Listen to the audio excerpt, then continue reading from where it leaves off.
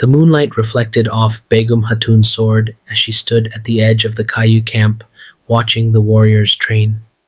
The sound of swords clashing, men grunting in combat, it was all so familiar. But tonight, her mind was elsewhere. Her gaze fell upon Osman Bey, the man she had fought beside, bled beside, the man she had loved in silence.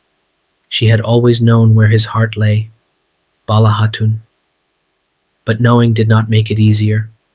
She had spent her life proving she was more than just the daughter of Dundar Bey. She was a fighter, a strategist, a leader. She had led warriors into battle, spilled blood for the dream of a united empire. Yet, the one thing she could never win was him.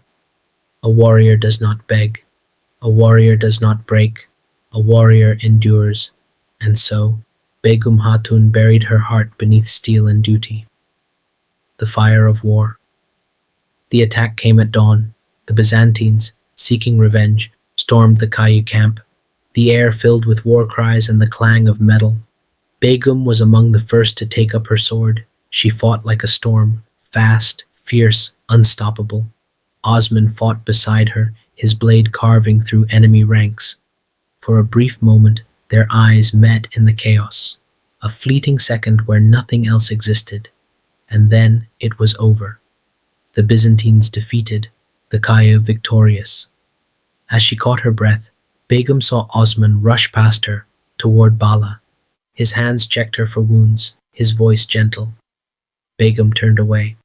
The battlefield was the only place she could stand beside him. Beyond that, she was just another warrior, nothing more. The temptation of power. The night was quiet when Nicola approached her. Osman will never give you what you deserve, he said, his voice like poison. But I can. Be my queen, and we will rule these lands together. It was an offer of power, revenge, freedom from the pain. Begum considered it. For one heartbeat, she imagined what it would be like to turn away from the Kayu, to rule in her own right. Then she laughed. With a single motion, she drove a dagger into Nicola's hand. I was never meant to stand beside a man. She leaned in, her voice a whisper. I was meant to stand above them. Begum Hatun had made her choice, a queen without a crown. As the Ottoman Empire rose, Begum faded into whispers. Osman offered her a place by his side, not as his love, but as a trusted leader. But she refused. My people need me, she said. And so she left. She ruled her own lands, fought her own battles, and carved her own legacy. She was never a queen, but she was something far greater. Epilogue. The legacy of Begum Hatun history may remember Osman Bey, but in the shadows of his story, there was a woman who stood unshaken, unbroken. She did not need a crown. She was the fire that burned without one.